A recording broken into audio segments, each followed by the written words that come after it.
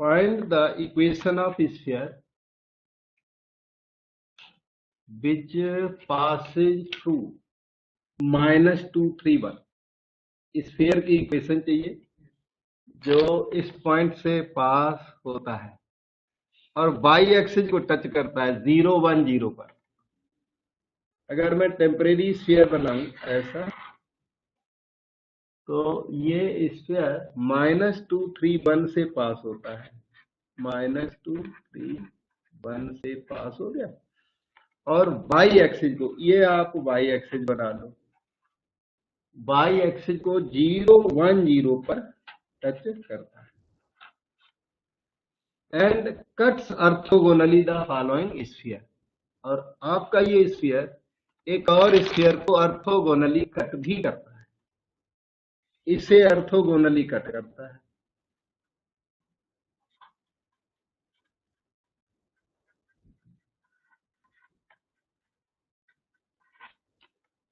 ठीक है, ये चीज है। तो अब क्या है, आप ऐसे स्फीयर को अज्यूम करो, एक पॉइंट यहां से पास होता है, दूसरा यहां से पास होता है। जरूरत पड़ी तो perpendicular OP equal to radius OP वाली बात लगा सकता हूँ और कंडीशन ऑफ ऑर्थोगोनैलिटी लग जाएगी। तो देख लेते हैं फिर कितनी इक्वेशंस हमारी कम पड़ती है। 4 इक्वेशन चाहिए, यू वी डब्ल्यू डी निकालना। तो ऐसे स्फीयर को आप पहले तो अज्यूम कर लो। ठीक है,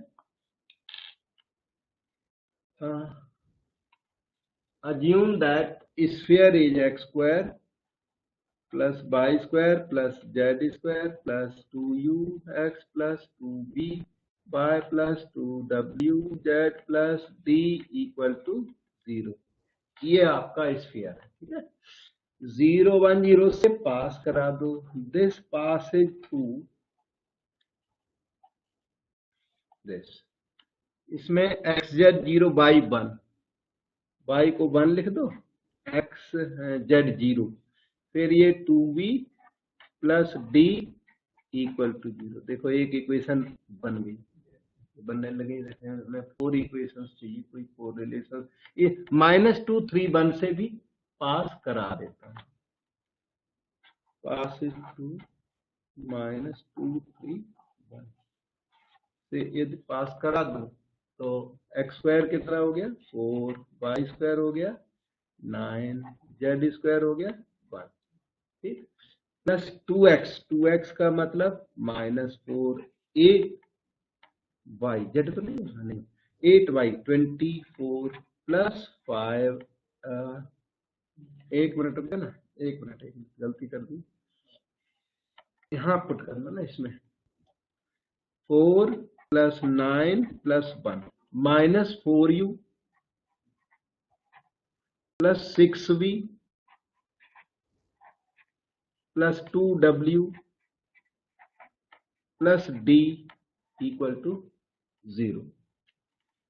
अब हो गया -4u plus 6v plus 2w plus d। 4, 9, 13, 1, 14 -14। ये इक्वेशन नंबर हमारी 3 हो गई। और एक कंडीशन ऑफ ऑर्थोगोनैलिटी रहेगी हमारी, है ना। तो इसमें अगर मैं d की वैल्यू भी डाल सकता हूं, जैसे -2, 3, 1 से मैंने पास कराया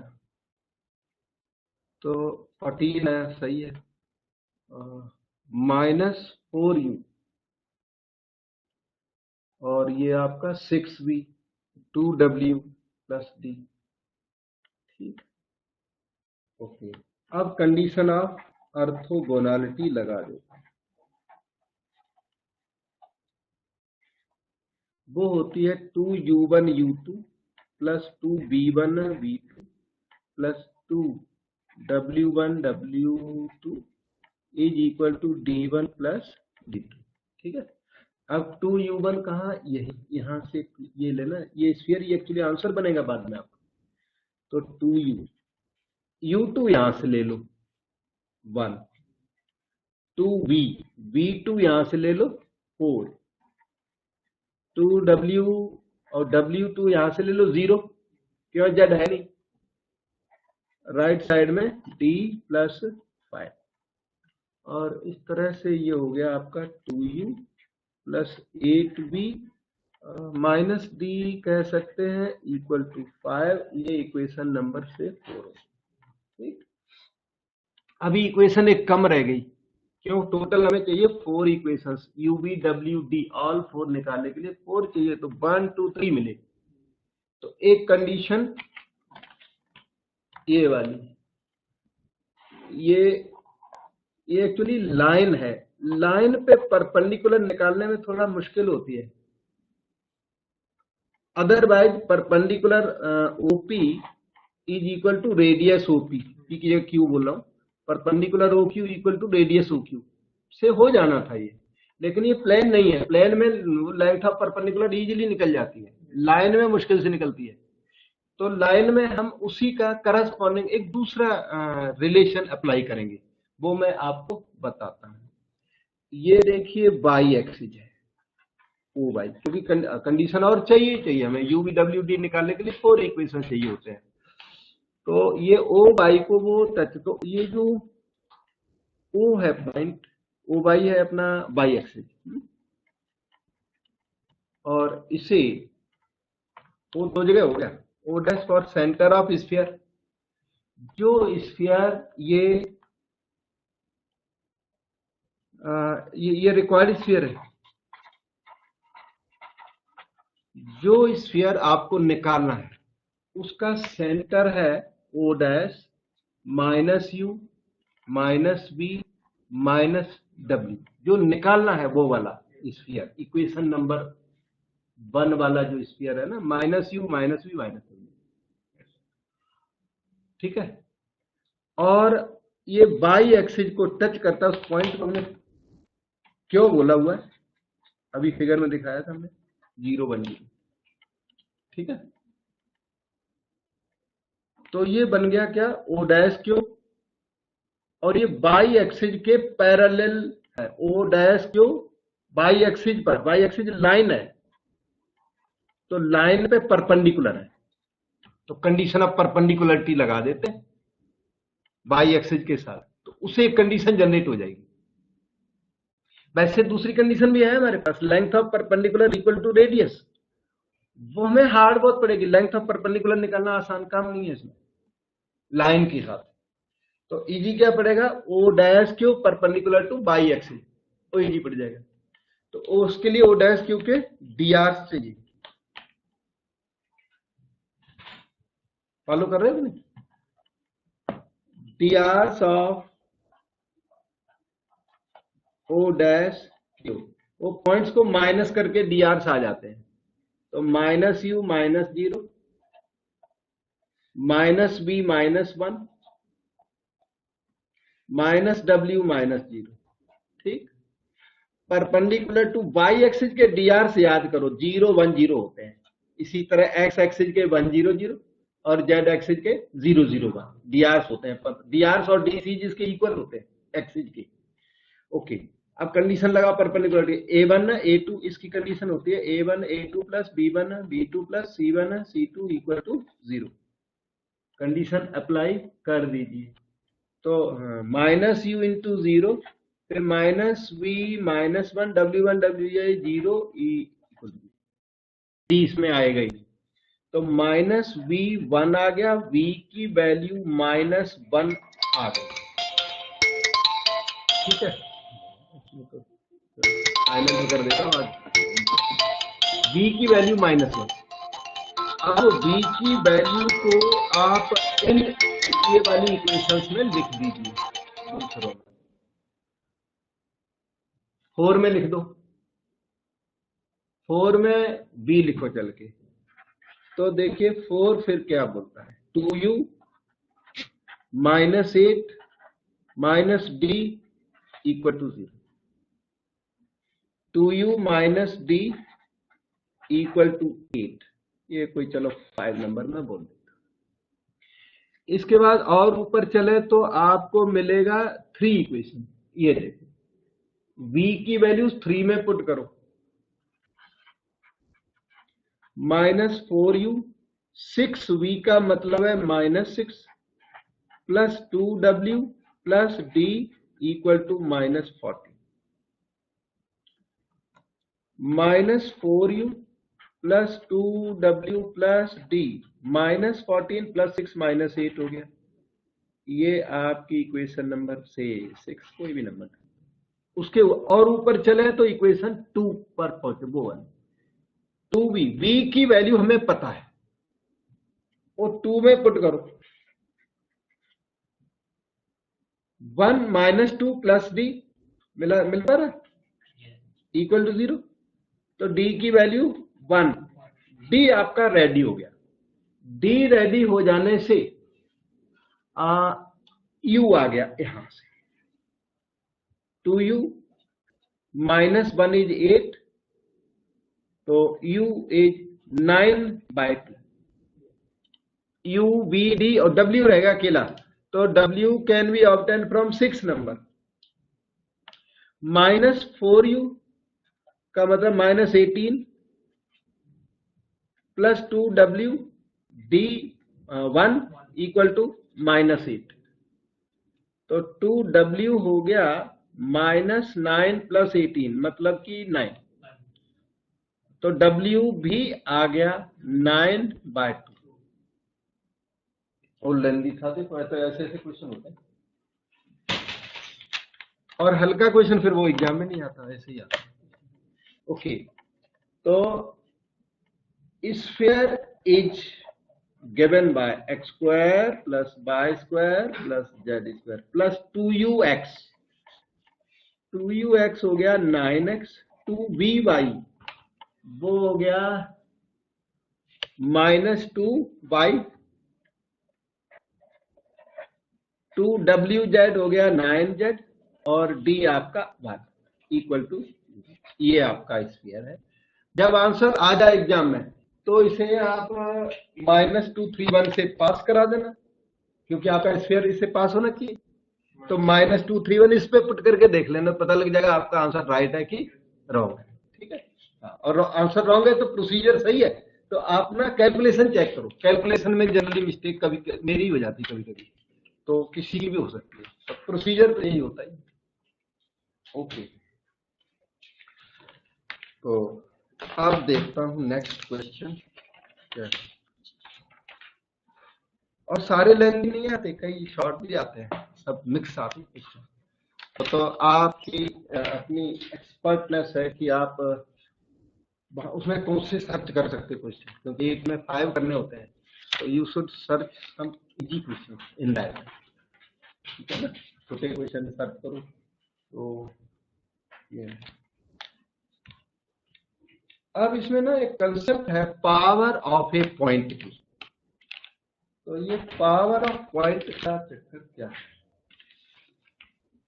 ये देखिए स्फीयर एस है, इसमें लिखा तो बहुत कुछ है, लिखा है ये स्फीयर एस, पता है आपको स्फीयर क्या होता है। इस स्फीयर में एक्स वाई जेड को x1 y1 z1 लिख दे, मतलब सारे स्फीयर में सफिक्स 1 डाल दें, तो ये आ गया।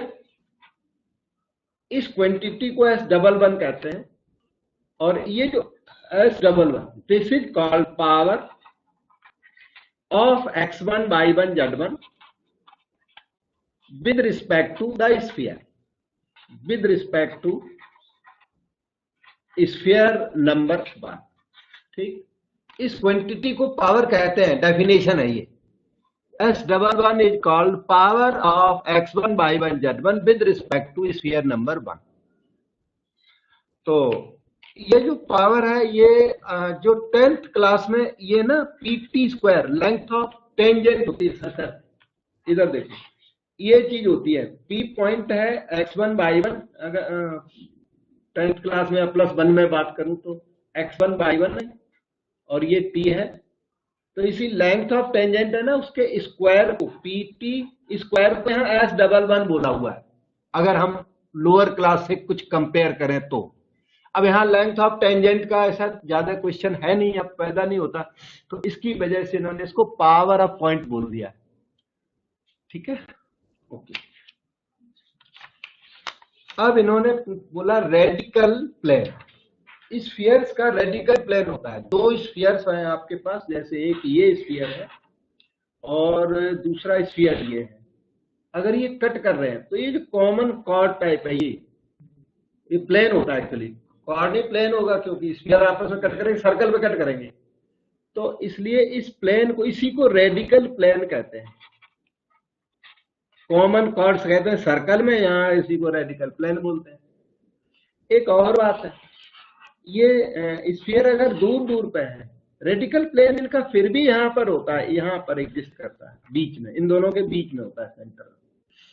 तो रेडिकल प्लेन लेकिन फिर भी हुआ करता है। और ये कोई इंटरनल टच तो ज्यादा यहाँ होता नहीं है, अगर वो हो रहा तो भी ये रेडिकल प्लेन फिर भी एग्जिस्ट करता है। और रेडिकल प्लेन आता कैसे, दो स्फीयर आपको देंगे हम, एक देंगे s इक्वल टू 0, दूसरा देंगे से s1 equal to 0। s double one नहीं है, ये s1 है। इन दोनों को अगर माइनस कर दिया जाए तो रेडिकल प्लेन की इक्वेशन आ जाती है, इसी को रेडिकल प्लेन कहते हैं। स्फीयर्स को आपस में माइनस कर दो तो जो आता है उसको रेडिकल प्लेन बोला जाता है, ठीक है। और ये radical plane common chord type का, ये वाला कॉमन प्लेन भी हो सकता है। और रेडिकल प्लेन की जो ओरिजिनल डेफिनेशन है वो ये है, रेडिकल प्लेन की original definition,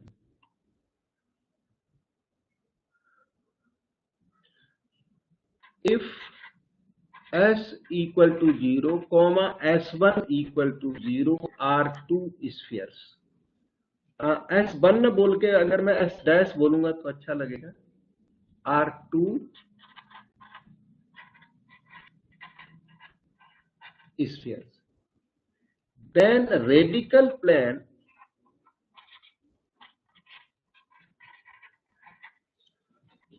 is the locus of a point P, locus of a point P x1 y1 z1 such that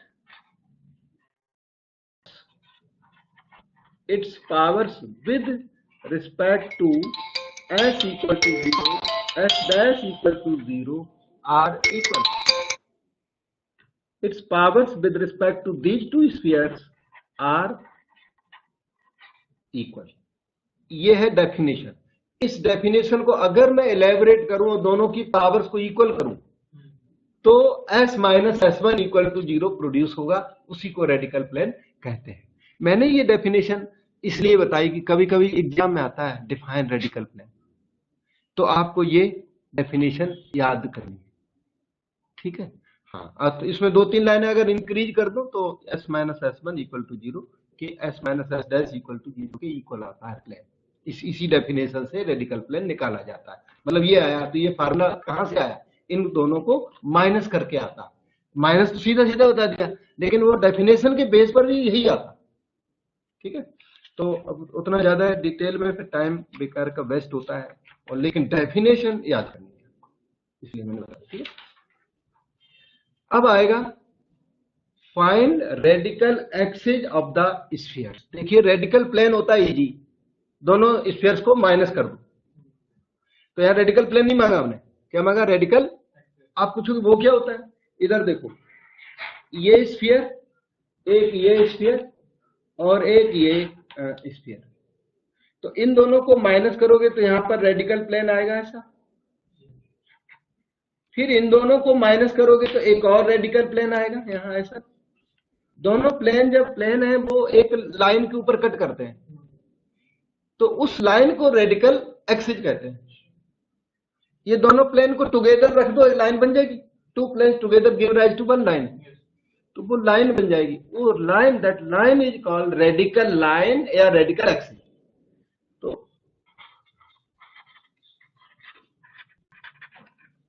अब रेडिकल एक्सिस पता कैसे लगाते हैं, 1 माइनस 2 कर दो तो प्लेन आ जाएगा, 2 माइनस 3 कर दो दूसरा प्लेन आ जाएगा, दोनों प्लेन्स को टुगेदर रख दो, वो लाइन बन गई। 3 माइनस 1 करने की जरूरत नहीं है, कोई दो निकाल दो, 1 माइनस 2, 1 माइनस 3 कर दो, कोई बात नहीं, मतलब कोई भी दो प्लेन निकाल दो। वैसे तो 3 है, इसे दोनों प्लेन को सॉल्व कर देना, नहीं, कुछ नहीं करना। 1 - 2, 1 मिनट ये कर तो रहा हूँ। 1 - 2, एक चीज देख लेना, x square by square Z square के कोफिशिएंट 1 होना चाहिए स्फीयर का कोई भी काम करने के पहले। फुल चैप्टर में चाहे सेंटर भी निकालना हो तो x square by square Z square के कोफिशिएंट क्या हो, 1 हो, क्योंकि 1 नहीं है तो सारा आपका क्वेश्चन रॉन्ग चला जाएगा।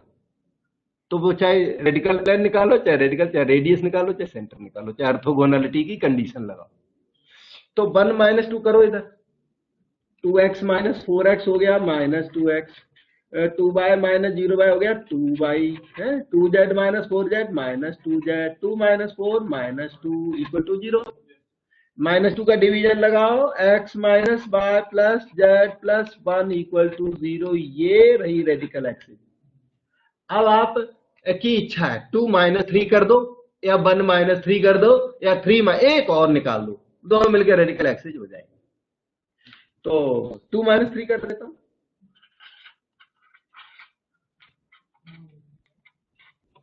ओके, 4x - x 3x हो गया 0y -6y plus 8z plus 6 = 0। ये 4 नंबर थी और ये 5 number. 4 and 5 give rise to radical axis। अब एक बात जरूर है कि 4 5 दोनों मिलके एक लाइन बनाते हैं। ये दोनों प्लेन है, दोनों अलग अलग प्लेन है, साथ में हो गए तो लाइन हो गए। कभी जरूरत हो कि इसको सिमेट्रिकल फॉर्म में, लाइन वाली फॉर्म में कन्वर्ट करो, क्योंकि ये लाइन सही फॉर्म में नहीं है, असिमेट्रिकल फॉर्म ऑफ लाइन बोलते हैं इसको। ठीक है, तो सिमेट्रिकल के लिए मैं एक प्रोसीजर सिखा देता हूं। सिमेट्रिकल जानते हो क्या होता है? सिमेट्रिकल लाइन ये है x - x1/8। कोई भी लाइन इस फॉर्म में स्टैंडर्ड लाइन मानी जाती है। तो इस फॉर्म में लाइन आपकी 4 और 5 लाइन इस फॉर्म में नहीं है।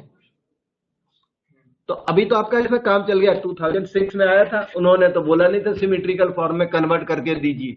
तो कोई स्टूडेंट यहां तक करके आए उसको उनको मार्क्स देने पड़ेंगे, पर बोल दें सिमेट्रिकल फॉर्म में दीजिए तो आपको इस फॉर्म में कन्वर्ट करना पड़ेगा। तो कन्वर्सन में आपको 2 लाइनें होती है उसकी, मैं बता देता हूँ, सीख लो। यहाँ नहीं तो किसी और जगह जरूरत पड़ सकती है कभी भी। लाइन है तो लाइन के डीआर्स क्या है, जैसे 4 और 5 है, 4 और 5 x - y प्लस z = -1, ये 4 नंबर है। 3x - 6y प्लस 8z = -6, ये 5 नंबर है। अब आप क्लेम कर रहे हो लाइन है। अब कोई पूछने वाला आगे बैठा हुआ वो बोलेगा भाई आप लाइन बता रहे हो तो लाइन के डायरेक्शन रेशियोज क्या है? तो डीआर इससे पता नहीं लगते, 4 5 से डीआर पता नहीं, उसकी डायरेक्शन का पता नहीं है। डायरेक्शन कैसे पता लगाओगे, उसका एक स्पेशल मेथड है, मैं आपको जल्दी से बता देता हूं। तो ड्रॉप द कांस्टेंट्स।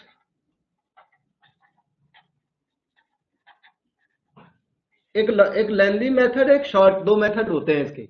जो शॉर्ट वाला वो सिखा देता हूं क्योंकि ये स्पेशली तो आएगा नहीं, किसी और क्वेश्चन का पार्ट होगा, तो शॉर्ट कट में कर दोगे तो कोई दिक्कत नहीं। ठीक है, कांस्टेंट्स को ड्रॉप कर दो, आपको मिला x - y plus z = 0, 3x - 6y plus 8z = 0 and solve for x by z। Solve करो, x upon something minus y upon something z upon something. x के नीचे -8 प्लस 6 -2, ठीक है, -8 प्लस 6, माइनस y के नीचे 8 - 3 5। और हाँ, समझ में क्या हो रहा? नहीं, कांस्टेंट को ड्रॉप कर 0 कर दिया, खत्म बात। ठीक है, मैं तो ये पूछ रहा हूँ, ये नहीं समझ में आ रहा है जल्दी जल्दी। एक क्रॉस मल्टीप्लीकेशन मेथड से आपने +2 में बहुत सोल्यूशन किए थे इस तरह के, तो इसलिए मैं जल्दी जल्दी बताने लग गया। यहाँ नीचे ऐसा होता है जब इन 2 इक्वेशंस को सॉल्व कर रहे हो तो x बना दिया, -y z फिक्स है ऊपर वाले, और नीचे वाले, नीचे के कहां से आ रहे हैं वो बताता हूं। ये इतना समझ में आ गया कि नहीं? ये 2 इक्वेशन पता लगी, इनका सॉल्व करने जा रहे हो और कांस्टेंट्स को बस ड्रॉप कर दो, वो उसका प्रोसीजर है, मेथड है। Drop the constants and solve for x by z, तो उससे क्या डीआर मिल जाते हैं लाइन के। तो dr, अच्छा तो ये नीचे -2 मैंने ऐसे निकाला था, ये x के नीचे ना, x वाले इस कॉलम को हाइड कर लो, जो बच गए कोफिशिएंट उनको यहां लिखो, -1 1 -6 8 उसी सीरियल में लिखिए, पता लगा डिटर्मिनेंट। अब -y के नीचे क्या लिखना, और माइनस ये फिक्स है, फिक्स का मतलब यहाँ प्लस भी हो तो भी यहाँ माइनस लगाना आपको, माइनस मतलब ऊपर न्यूमरेटर में कुछ करना नहीं है आपको। अच्छा, -y के नीचे xz के कोफिशिएंट्स 1 1 हो गए और ये 3 8 हो गए, z के नीचे 1 -1 3 -6, अब ये नीचे आ गए ना, इन्हीं को drs कहते हैं, -8 + 6 -2, y के नीचे 8 -3 5 का नेगेटिव -5, z के नीचे -6 + 3 -3, एक्स वाई जेड के जो नीचे दिखाई पड़े यही है उस लाइन के drs, ठीक है। और ये +2 में हम लोग सिखाते हैं, और +2 भूल भाल गए तो अलग बात है, वही का ये टॉपिक कि सिमेट्रिकल फॉर्म में कन्वर्ट कैसे करना है। तो drs हो गए -2 -5 -3, क्योंकि रेशियो है तो नेगेटिव का आप चाहें तो मल्टीप्लाई कर भी सकते हैं, drs आ गए। अब उस लाइन के ऊपर पॉइंट चाहिए, x1 y1 z1 चाहिए, तब वो लाइन सिमेट्रिकल फॉर्म में हो पाएगी। तो उसके लिए इसका स्टेप 2 होता है, स्टेप 2 ये है, drs आने के बाद फिर से 4 5 पर आ जाइए, उसमें z को 0 पुट कर दीजिए, चाहे कोई भी क्वेश्चन हो z को 0, आप बोलोगे 0 क्यों, 1 भी चलता है, 9 भी चलता है, 100 भी चलता है, उसमें ज्यादा कंट्रोवर्सी नहीं है, z इक्वल 0 पुट कर दो।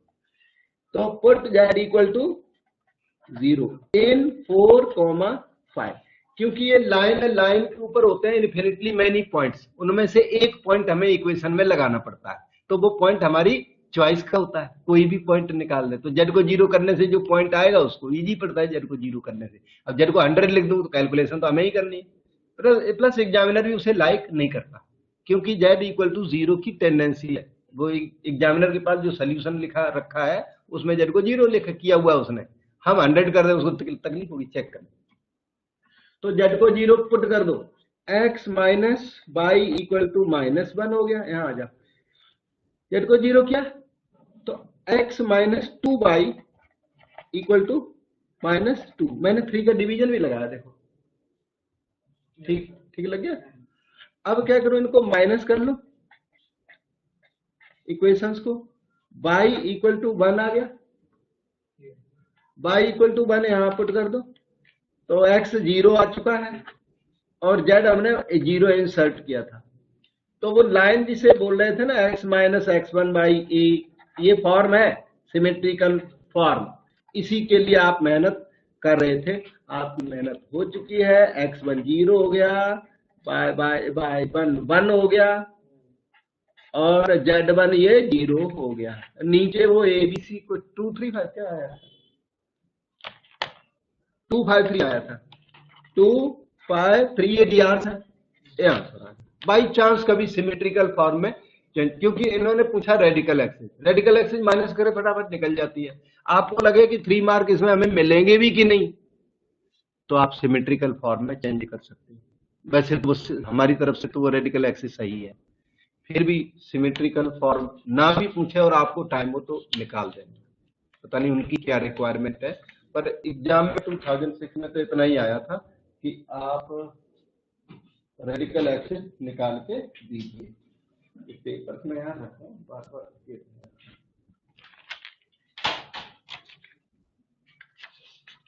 ओके, अब जब रेडिकल एक्सिस निकल गई तो एक और होता है radical centre, to find radical centre of this, ये 2012 मैथ, रेडिकल सेंटर के लिए अब रेडिकल सेंटर मांगेंगे तो 4 इक्वेशन देंगे, फिर आप क्या करो 1 - 2 करो, 2 - 3 करो, 3 - 1 करो, ऐसा करने से 3 प्लेन हो गए, 3 प्लेन निकले ना, 3 प्लेन जब कट करेंगे, 2 तो लाइन के लोग कट करते हैं, तीसरा जब कट करेगा तो पॉइंट पे कट कर जाते हैं, दो तो लाइन बना देते हैं, पर थर्ड प्लेन जब कट करेगा तो कोई पॉइंट होगा, तो तो पॉइंट को रेडिकल सेंटर कहते हैं, ठीक है। तो इसमें आप 1 - 2 कर दो। एक थोड़ा मॉडिफिकेशन मैं यहाँ कर रहा हूँ इसी में, -1 = 0। एग्जाम में अगर राइट साइड में कांस्टेंट हो तो लेफ्ट में ले आना, सारे स्फीयर लेफ्ट में होना चाहिए। तो 1 - 2 करो, इक्वेशन 1 माइनस इक्वेशन 2 करा लो। 2 - 1 मुझे लगता है इजी पड़ेगा थोड़ा, है ना। 2 - 1, 2 में वेट ज्यादा है। तो देखो 2x - 2y + 2z और 1 + 1 2 = 0। तो 2 का माइनस कर, 2 का डिवीजन, x - y + z + 1 = 0। एक काम हो गया आपका। अब 2 - 3 कर लो, 2 - 3 2x + x 3x - 6y + 8z + 3, देखो ठीक है, इक्वल टू 0। तो 3x - 6y + 8z = -3 ना लिखते अभी तो चलता था। बाद में इनको सॉल्व करना है, चक्कर ये है। 3 प्लेन आ जाए, तीनों प्लेन को सॉल्व करोगे तब रेडिकल सेंटर आ जाता है।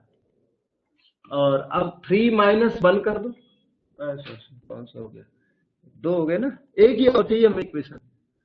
1 - 2 हो गया, 2 - 3 हो गया, 3 - 4 कर दो, ठीक है। 3 - 4 करिए तो -x + 4y -12z -6 = 0, ठीक है। एक बात ध्यान रखना, सारी इक्वेशन यूज हो जाए। 1 - 2 कर दिया, 2 - 3 कर दिया, 3 - 1 कर दिया, 4 यूज नहीं हुई तो आपका रेडिकल सेंटर या तो आएगा नहीं या रॉन्ग आएगा। मतलब you should use all the equations, उसमें कम यूज हुई तो रेडिकल सेंटर आएगा नहीं, मोस्टली तो आता नहीं। अगर क्वेश्चन सही है ना तो रेडिकल सेंटर फिर मिलेगा नहीं। तो लेकिन क्वेश्चन थोड़ा रॉन्ग है तो रेडिकल सेंटर उनमें मिलने भी लग जाएगा और रॉन्ग होगा, क्योंकि वो क्वेश्चन उसने बिना सोचे समझे लिख दिया। अगर क्वेश्चन वेल डिजाइंड है तो आपको 1 - 2 2 - 3 3 - 1 से न्यू प्लेन नहीं मिलेगा आपको, उन्हीं में से कोई मिल जाएगा अगर वेल डिजाइंड क्वेश्चन है। हमारी बात समझ में आई? मतलब 1 - 2 किया, एक प्लेन आया, 2 - 3 किया, दूसरा प्लेन आया, 3 - 1 करने से उन्हीं में से आ जाएगा, रिपीट हो जाएगा, नया प्लेन नहीं मिलेगा। और नया प्लेन नहीं मिलेगा तो आप सॉल्व नहीं कर पाओगे और रेडिकल सेंटर नहीं आएगा अगर सही क्वेश्चन है तो। और कैजुअल क्वेश्चन लिखा हुआ है तो उसमें फिर वो रेडिकल सेंटर मिलने भी लग जाएगा, आप तो जो मैं सही कर रहा हूं। तो इसलिए आपको रिस्क नहीं है, आप क्या करो, ऑल द 4 इक्वेशंस को यूज कर दो।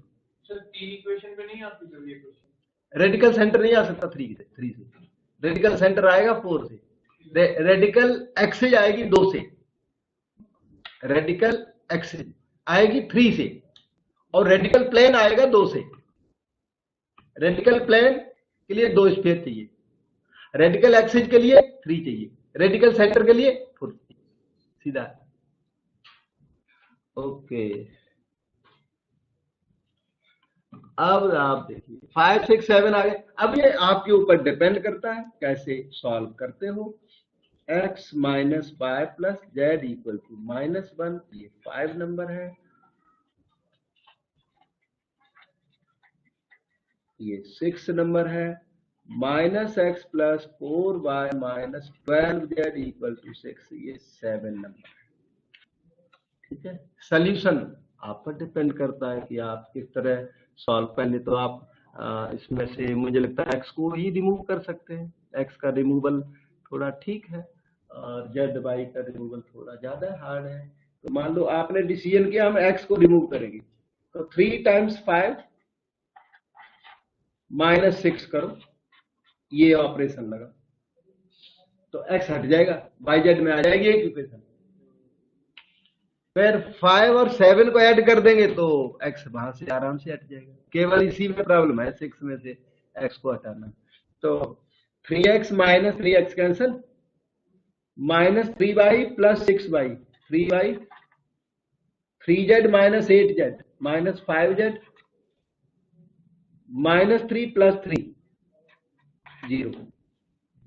ठीक है, अब आप 5 और 7 को ऐड कर दो, 3y हुआ माइनस 11z, देखो ठीक हो रहा है कि नहीं, 6 माइनस 1 5।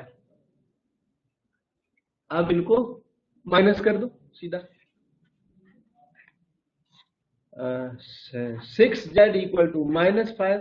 कैलकुलेशन आप ही चेक करना, हमारे पास यहाँ कैलकुलेशन है नहीं, आंसर भी नहीं है वहां लिखा हुआ, पर आपको नोट्स जो मिलेगा उसमें शायद आंसर मिलेगा, वो वहां रखे हैं नोट्स, हमारे पास कॉपी होती तो है, उधर कहीं रखी है तो जरूरत नहीं है। ओके, z की वैल्यू किसी में पुट कर दो, यहाँ तो y आ जाएगा, 3y प्लस 25/6 इक्वल टू 0, तो y माइनस 25/18 आ गया।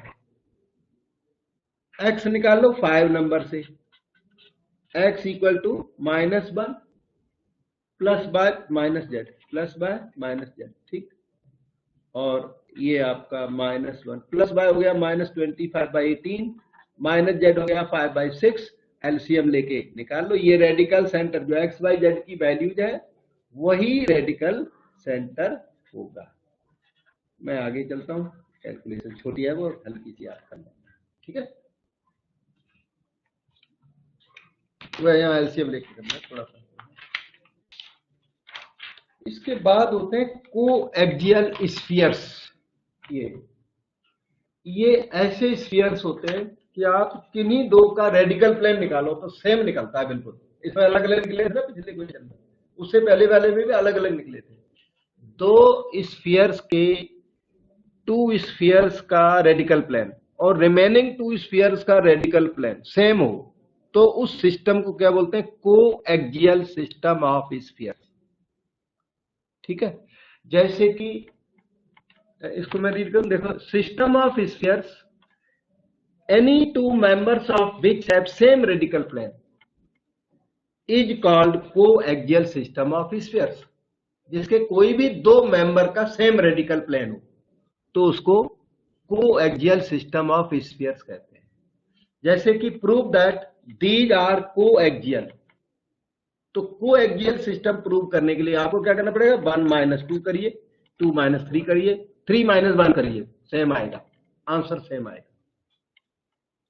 जैसे कि हमने 1 - 2 किया यहां, तो 4x - 3x x माइनस किया हुआ है नीचे, नोट्स की इतना नोट्स का कट भी आ गया ना साथ में, 8y - 6y 2y हो गया, 12 - 6 6z हो गया, 22 - 18 4 प्लेन आ गया। 1 - 2 किया, रेडिकल प्लेन आ गया। 2 - 3 कराता हूं आपके सामने, देखो, 3x - 5x - 2x, 6y - 10y - 4y, 6z - 18z, 6 - 18 - 12z, 18 - 26 - 8 equal to 0। -2 का डिवीजन करो, आप देख सकते हो, ये देखो सेम है। इवन 3 - 1 यहाँ नहीं किया हुआ, मैं आपको करके दिखाता हूँ, सेम आना चाहिए, और नहीं तो कोएक्सियल नहीं है सर। 3 - 1 करके देखते हैं, यहाँ तो है नहीं, करके देखो। अच्छा, 5x - 4x x है, 10y - 8y 2y आया, और बताओ 6z और 4 इक्वल टू 0, देखो सेम आया। सो स्फीयर्स आर कोएक्सियल, किन्हीं दो को माइनस करो, सेम प्लेन आ जाए तो उसको कोएक्सियल सिस्टम ऑफ स्फीयर्स कहते हैं। अच्छा,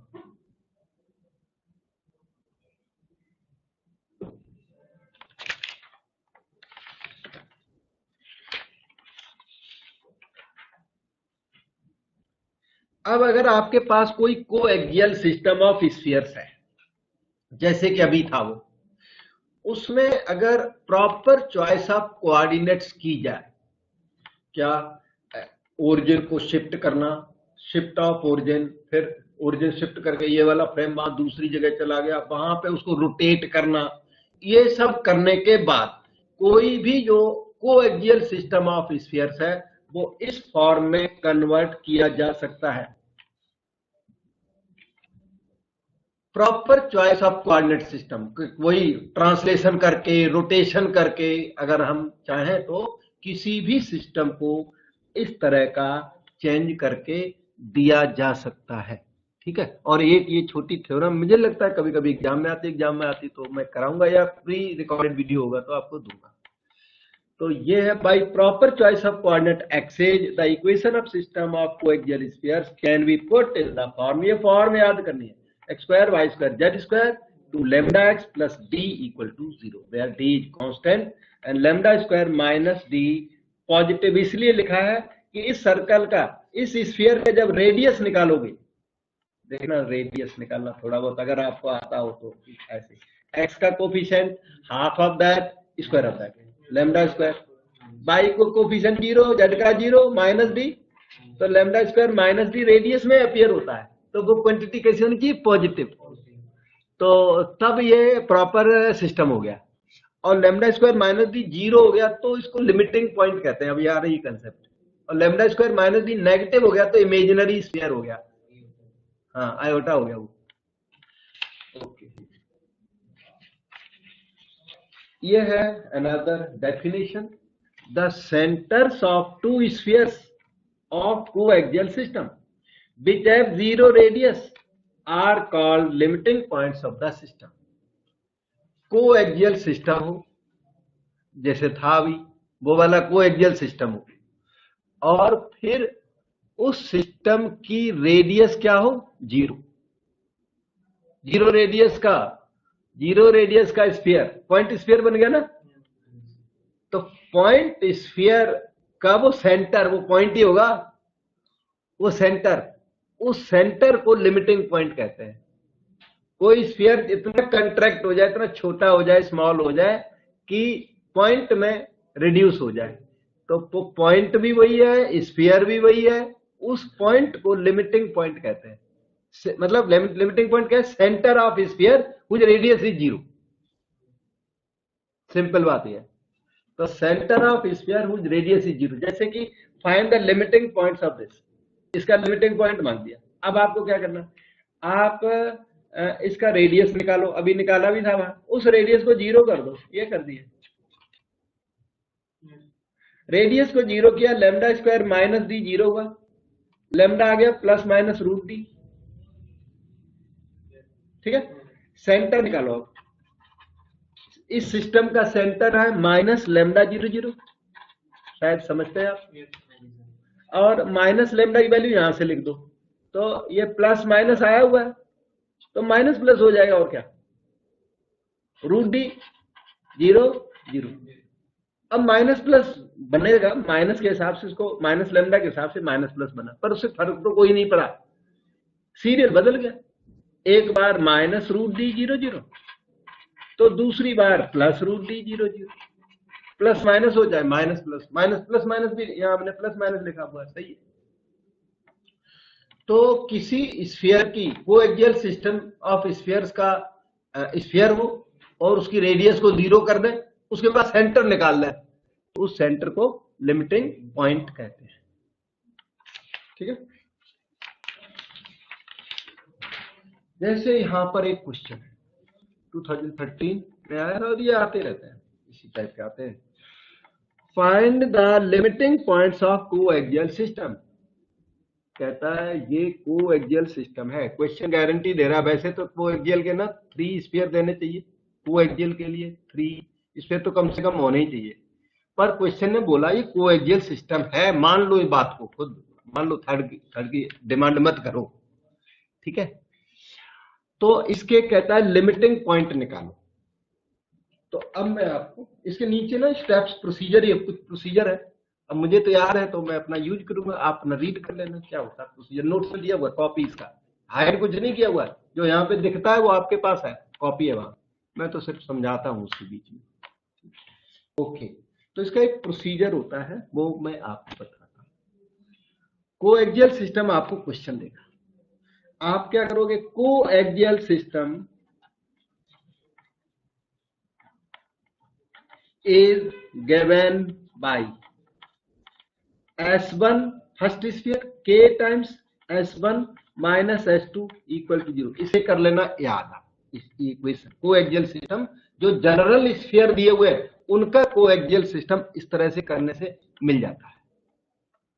अब लिखो इसको, x square plus y square plus z square 3x minus 3y plus 6 plus k times s1 minus s2 करते चल। तो 3x हुआ minus 3y plus 6y plus 3y हुआ है ना, प्लस 6z हुआ, 6 minus 6 equal to 0 equal to 0। क्या समझ में आया? अच्छा ठीक है। अब एक काम करो, इसकी रेडियस निकाल के उसको 0 कर दो, k आ जाएगा। फिर इसका सेंटर निकालो, उसमें k पुट कर दो, तो लिमिटिंग पॉइंट आ जाएगा। आपके सामने इस समय कोएक्सियल सिस्टम है जो कि स्टैंडर्ड फॉर्म में नहीं है, क्योंकि स्टैंडर्ड फॉर्म में y और z नहीं होते। अभी दिखाई थी स्टैंडर्ड फॉर्म, लेकिन अब क्वेश्चन दिया है तो आपको उसे काम करना, वो कोएक्सियल सिस्टम आपको अज्यूम करना। यस राइट है। वो तो वहां तो वो ये कहता है कि coaxial system can be put in this form, x square plus y square plus z square plus 2 lambda x plus d equal to 0 can be put. जरूरी नहीं है कि कोएक्सियल सिस्टम वही हो, तो इसलिए ये भी कोएक्सियल सिस्टम है। तो आपकी ड्यूटी क्या है? इसकी रेडियस निकाल के 0 करो, उसे k मिलेगा। और सेंटर भी चाहो तो अभी लिख लो। एक्चुअली सेंटर को ही लिमिटिंग पॉइंट कहते हैं। Find the limiting point of coaxial system. Centre is called limiting point provided radius is 0। तो सेंटर देखो इतना हुआ 3k प्लस 3 यस और माइनस हो गया। अब y का कोफिशिएंट 3k माइनस 3 बाय 2 का नेगेटिव, z का 6k बाय 2 3k और माइनस, देखो ठीक ऊपर। Now let us find radius square. Centre 3k plus 3 by 2 whole square, centre को स्क्वायर ऐड कर दो, माइनस का square plus, so you have 3k minus 3 by 2 whole square plus 9k square minus pure constant आपका है 6 है, equal to 0। Yes, put it 0 for limiting point.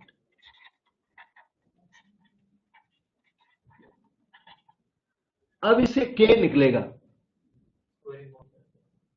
मैं squaring तो कर देता हूँ।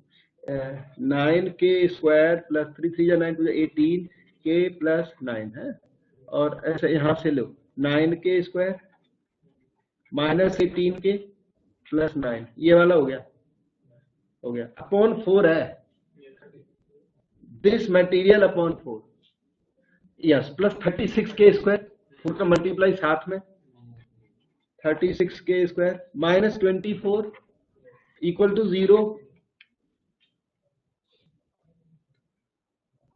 54k स्क्वायर लग रहा है।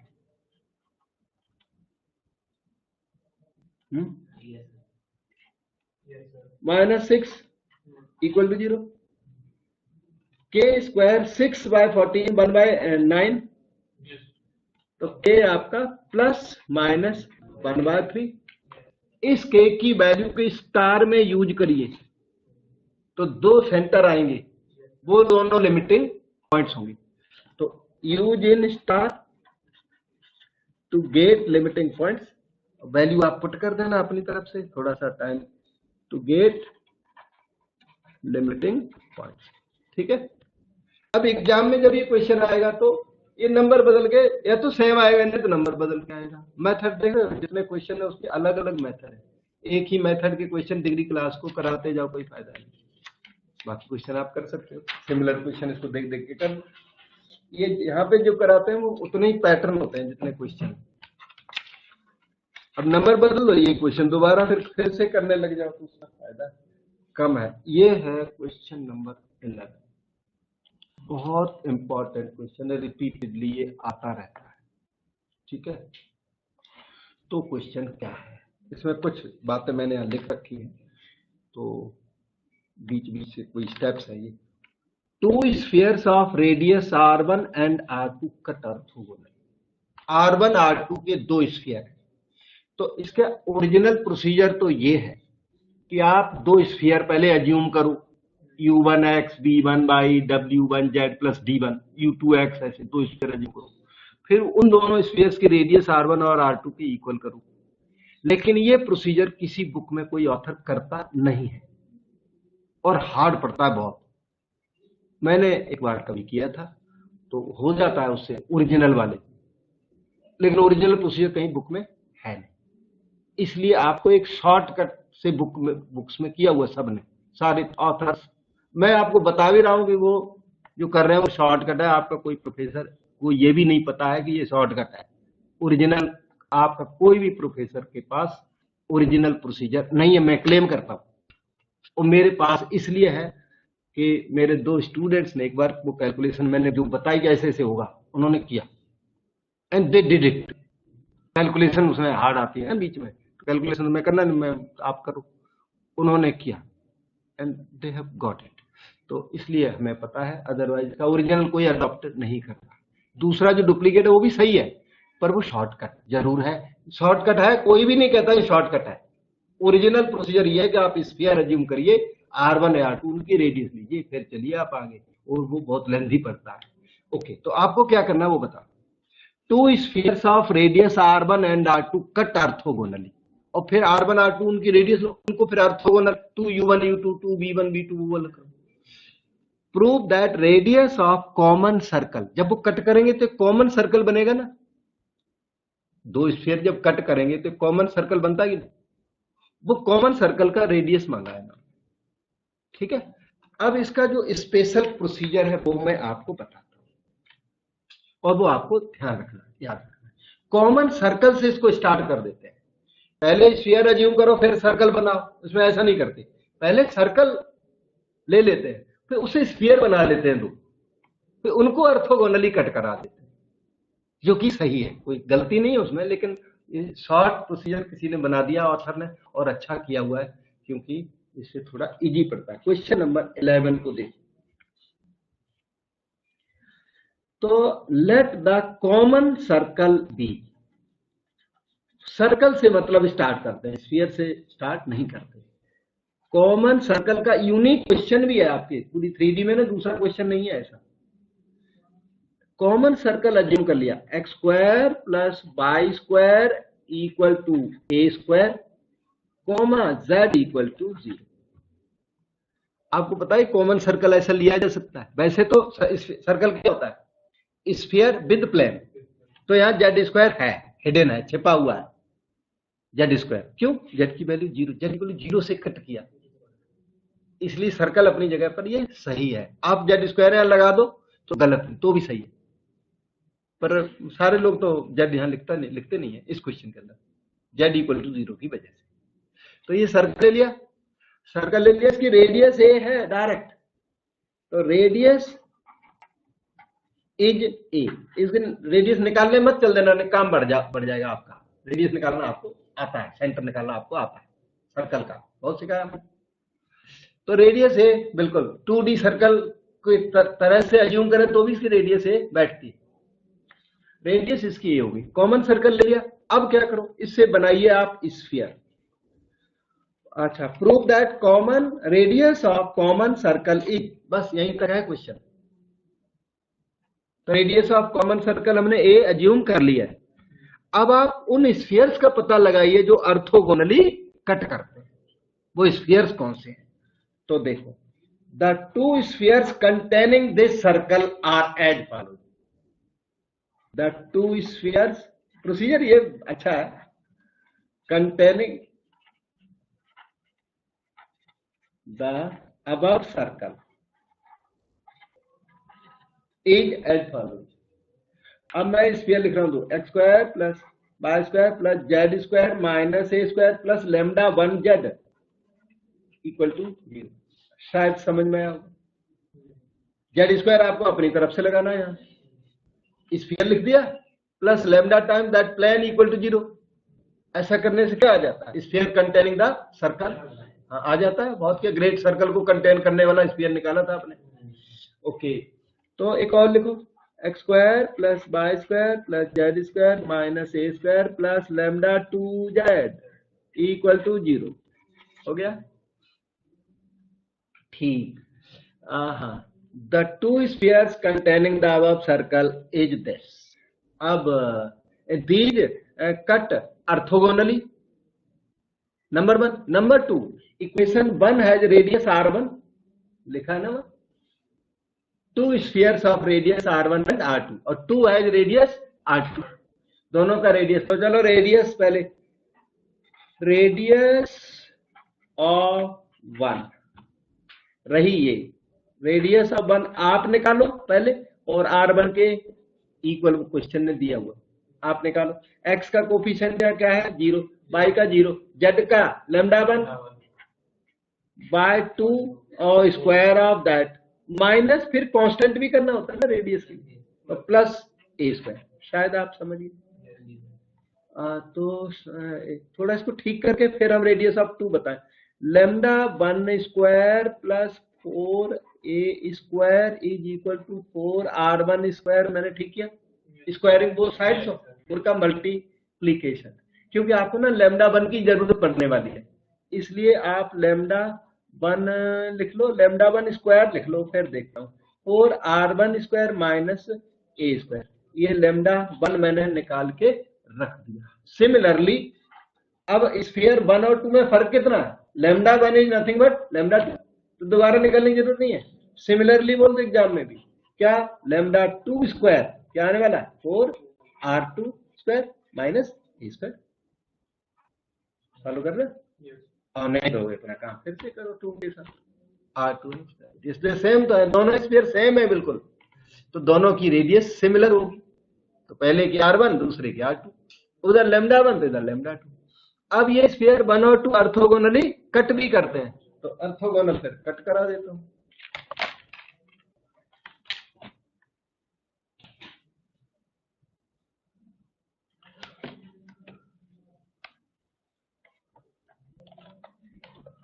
ऑर्थोगोनल ये हाँ 1 और 2, 1 एंड 2 कट ऑर्थोगोनल. तो उसमें 2u1 u2 plus 2v1 v2 plus 2w1 w2 equal to d1 plus d2 apply कर. u1 u2 तो 0 चल रहे हैं दोनों में, v1 v2 भी 0 है, w1 है आपके पास, λ1 बाय 2 को w1 कहते हैं, ठीक है. w2 λ2 बाय 2 को कहते हैं, z के कोफिशिएंट का half.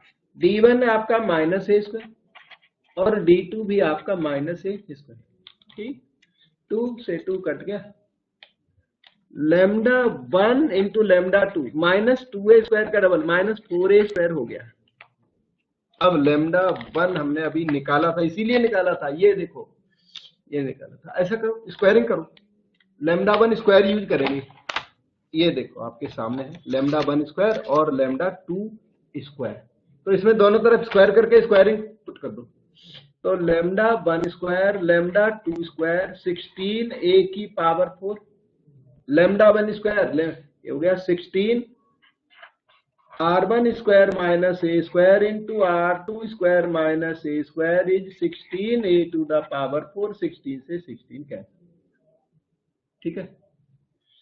r1 square r2 square, और आपको तब तक मेहनत करनी जब तक a स्क्वायर नहीं आ जाता, a नहीं आ जाता. Radius of circle is a, आपका प्रोग्राम क्या था, a निकालो, तब तक मेहनत करो इस इक्वेशन के साथ.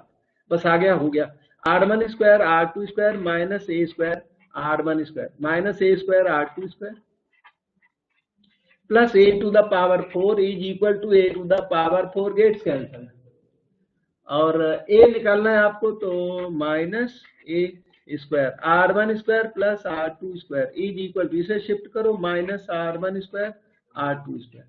a की वैल्यू आ चुकी है r1 r2 by square root r1 square plus r2 square. This is the radius of common circle. Easily निकल जाता है. और दूसरा प्रोसीजर बहुत क्लियर है, वो तो कहीं किसी के माइंड में ही नहीं, मेरे माइंड में है. मैंने ऐसा क्यों करते हैं कि सर्कल पहले क्यों करते हैं, फिर सर्कल को कंटेन करने वाले स्फीयर लिख लेते हैं, फिर उनकी ऑर्थोगोनैलिटी कर लेते हैं, और उनकी r1 r2 को अकोमोडेट करते हुए रेडियस निकालते हैं.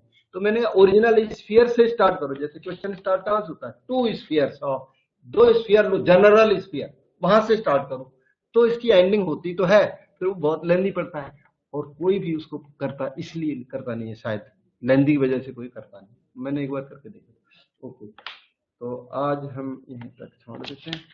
इसमें ऐसो नीचे अच्छा रेडिकल प्लेन करने के लिए